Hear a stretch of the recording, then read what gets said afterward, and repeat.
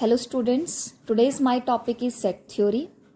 So let's start with the definition of a set. A set is an unordered collection of well-defined and different objects. इस definition में तीन चीज़ें बहुत important है. The first one is unordered, second is well-defined and different objects. Suppose I have three numbers, 1, 2, 3. मैंने आपसे कहा इसको सेट में लिखना है हमने. तो इसमें अनऑर्डर्ड का मतलब क्या है कि इसका ऑर्डर मैटर नहीं करता कि 1 पहले आएगा 2 बाद में आएगा. ऑर्डर मैटर नहीं करता. चाहे आप इसको 1, 2, 3 लिखो. सपोज एक स्टूडेंट ने 1, 2, 3 लिखा, दूसरे ने 3, 2, 1 लिख दिया, तीसरे ने 2, 3, 1 लिख दिया. ये सारे सेम है. ये ऑर्डर कोई मैटर नहीं करता. That's why it is called unordered. Next is different objects. Different means अगर मैंने आपसे कहा कि 1, 2, 3, 1, 1, 2, 3, 1, 1, 2, 2, 3 इनको हमने एक सेट में रिप्रेजेंट करना है. तो कैसे होगा वो? तो हम ये नहीं करेंगे कि हम 1 यहाँ पे इस सेट में 1, 1, 2, 3 लेंगे. नहीं, हम एलिमेंट को रिपीट नहीं कर सकते. They should be different. अगर 1 चाहे 2 बार आए चाहे 10 बार आए, हमने 1 को एक ही बार लेना है. देन 2, 3.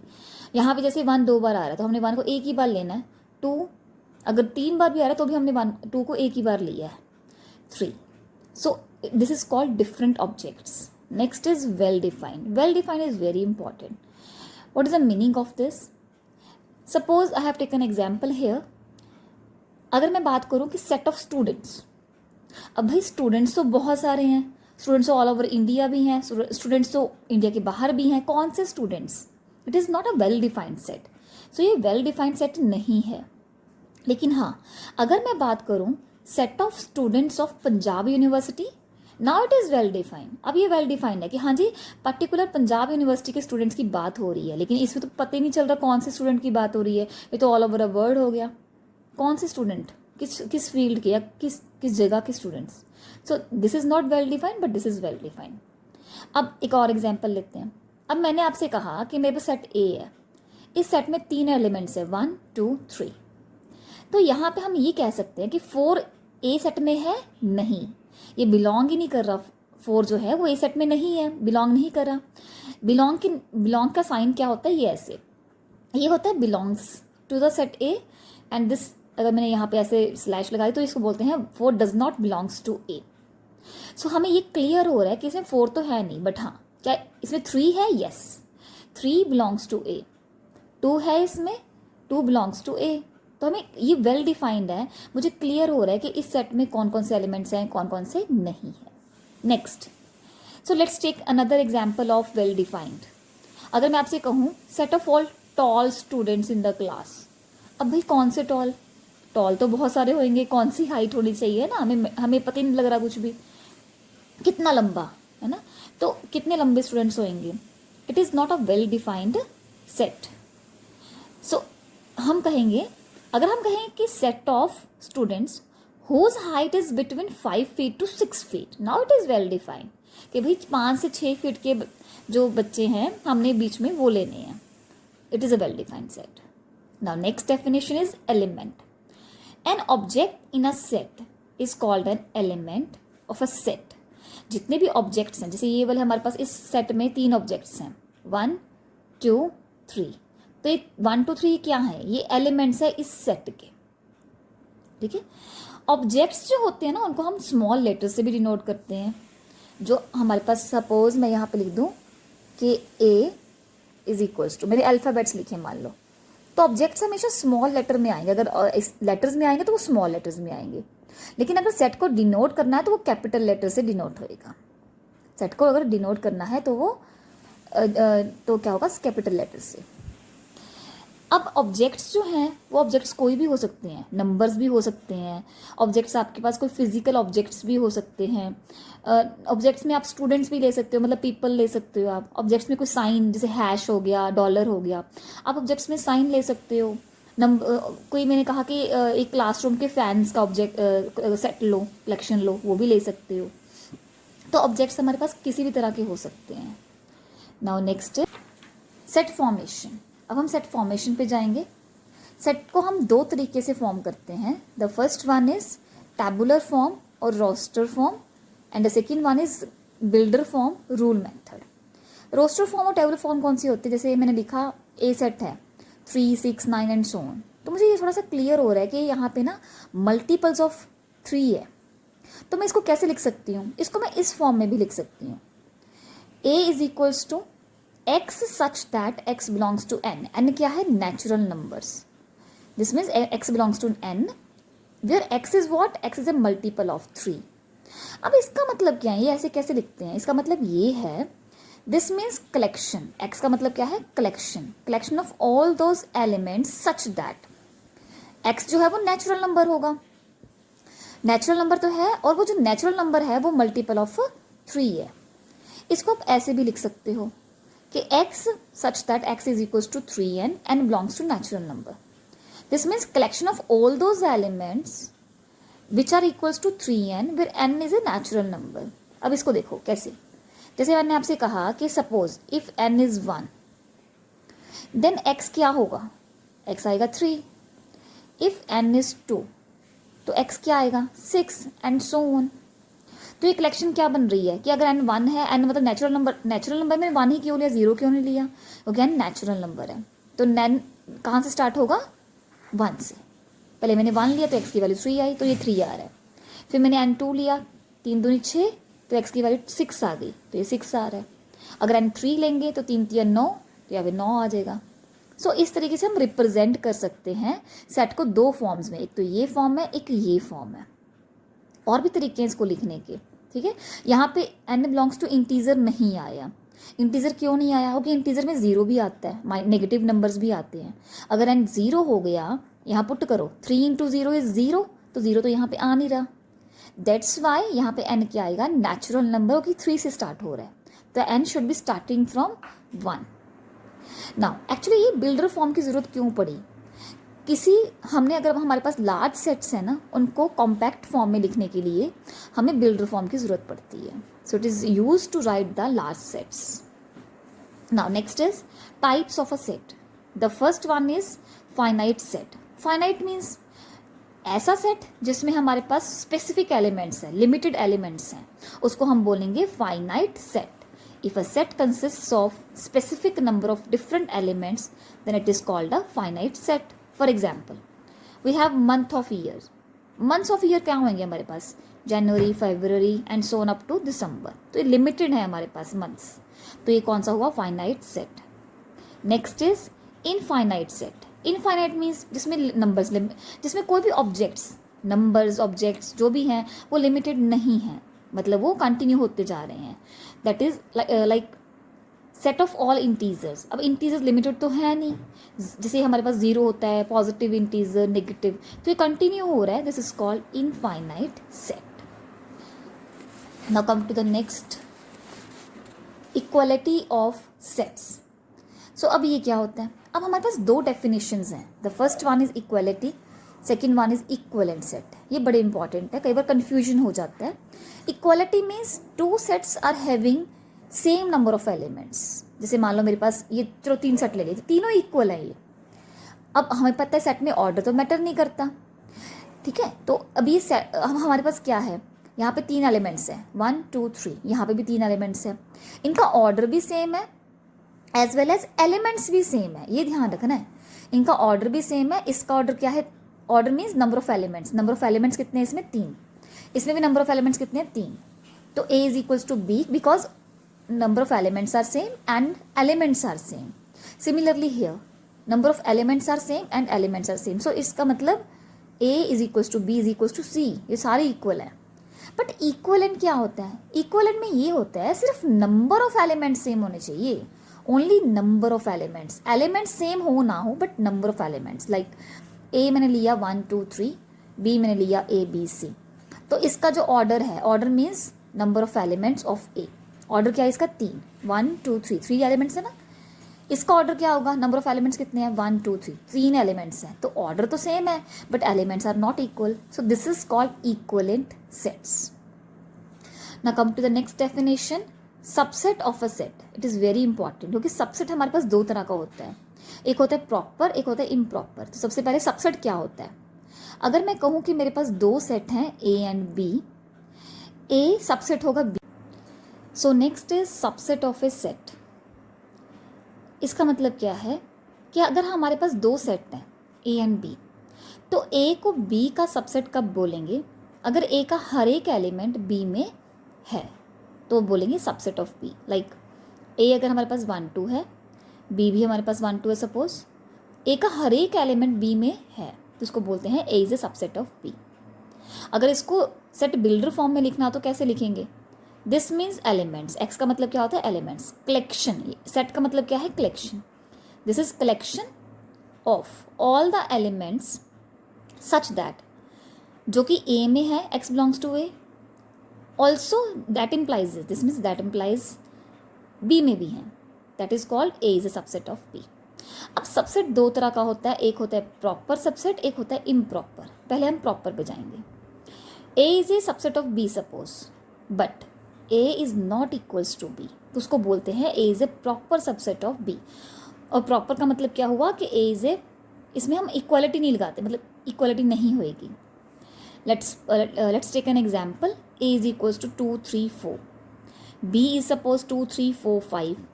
क्या ए का हर एक एलिमेंट बी में है? यस। हालांकि 5 जो है वो ए में नहीं है, बट हम तो ए को देख रहे हैं कि ए का हर एक एलिमेंट बी में है। यस। क्या ए इज इक्वल्स टू बी है?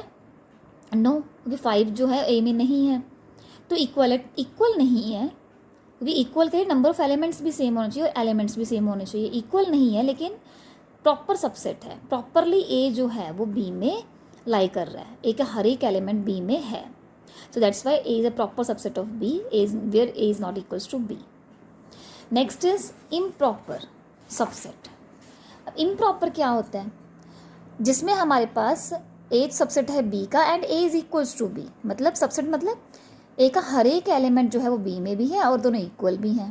That is called improper subset. Like A is a subset of B, इसकी नोटेशन ये वाली होती है। अब मैं कुछ नोट आपको बता रही हूँ जो MCQs के लिए बहुत इंपॉर्टेंट है।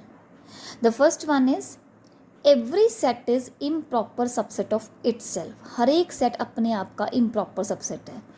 जैसे मान लो मैंने A लिया, तो A क्या है? 1 2 3, तो A का हर एक एलिमेंट A में है, ऑब्वियसली, है ना। So that's why A is a improper subset of A. Next is null set. ये इंपॉर्टेंट नोट है, बहुत इंपॉर्टेंट है ये MCQs के लिए। नल सेट क्या होता है? नल सेट को हम लिखते हैं, डिनोट करते हैं फाई से। ये क्या होता है? जिसमें कोई भी एलिमेंट नहीं है, इट इज़ एम्प्टी, कोई एलिमेंट नहीं है, खाली होता है ये set. It is a proper subset of every non empty subset. ये बहुत इंपॉर्टेंट है क्योंकि अदरवाइज कन्फ्यूजन होता है यहाँ पे। ये कई बार बुक्स में भी गलत दिया हुआ है, उसमें दे रखा है कि phi is a proper subset of every set, books में ये दे रखा है, वो गलत है। Phi is a proper subset of every non empty subset. मतलब क्या है इसका? सपोज हमने एक सेट लिया ए है हमारे पास 1 2 3, it is non empty subset, it is non empty subset, sorry it is non empty set.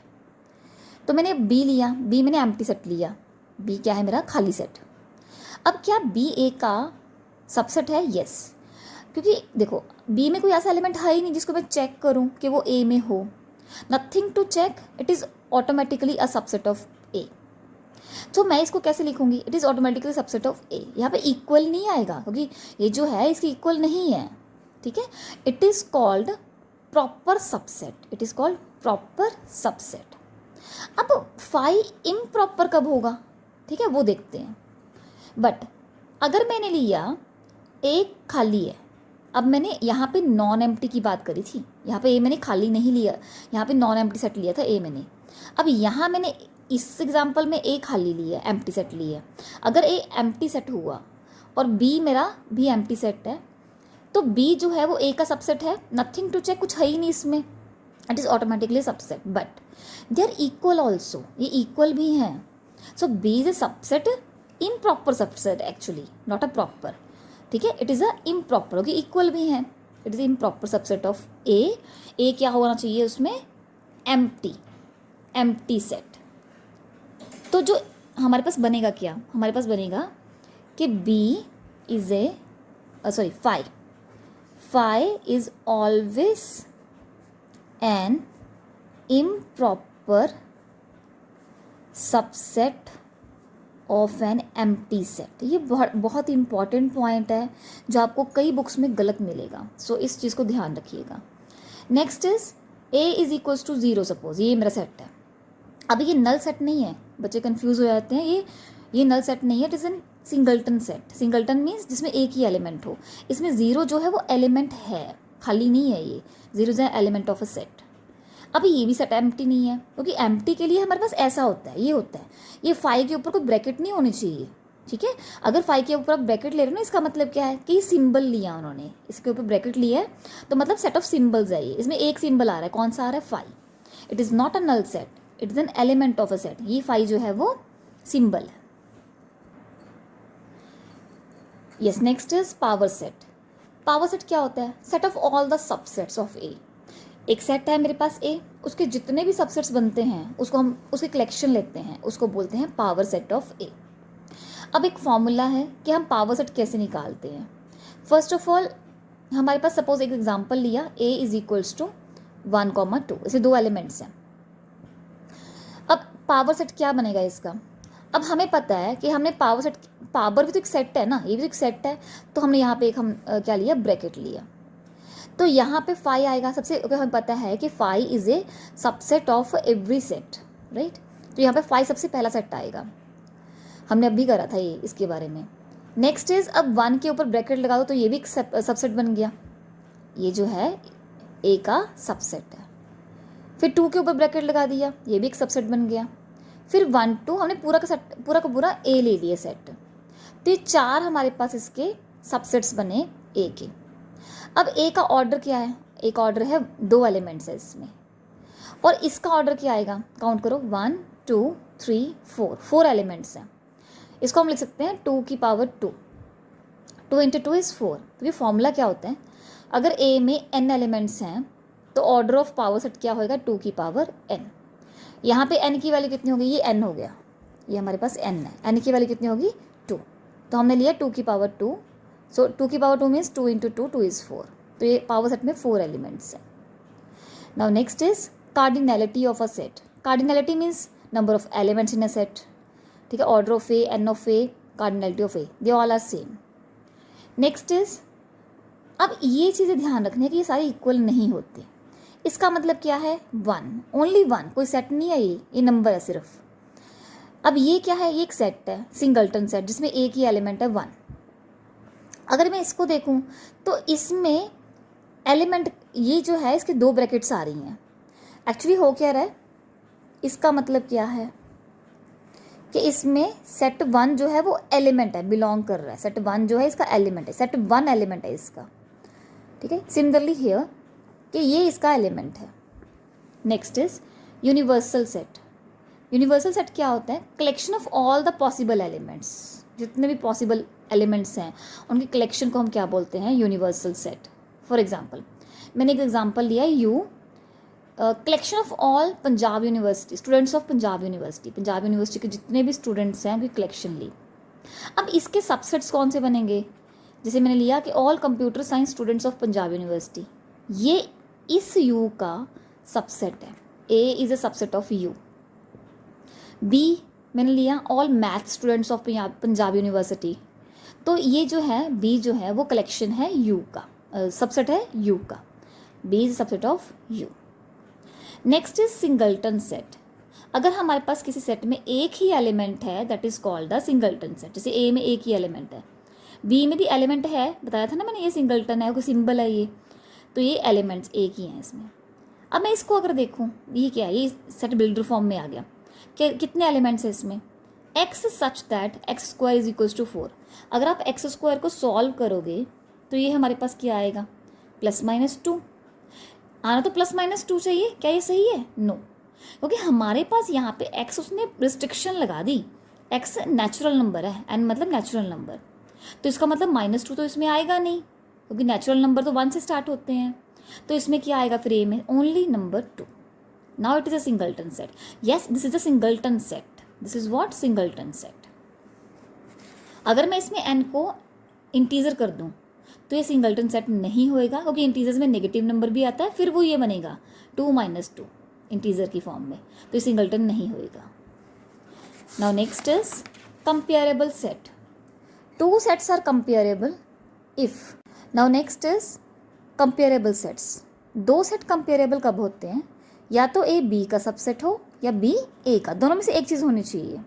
जैसे मैंने लिया ए 1 2 3 4 5 और बी लिया 4 5 3 2, तो इसमें दोनों कंपेरेबल हैं क्योंकि दोनों इक्वल तो है नहीं। बी के सारे एलिमेंट्स ए में है येस, पर ए के सारे एलिमेंट्स बी में है नो, तो that's why it is a A and B can be compare, मतलब B is subset of A, that's why they are comparable. अब हम नेक्स्ट वीडियो में करेंगे operations on set. So please keep watching, इसको like करिए, share करिए और comment करिए।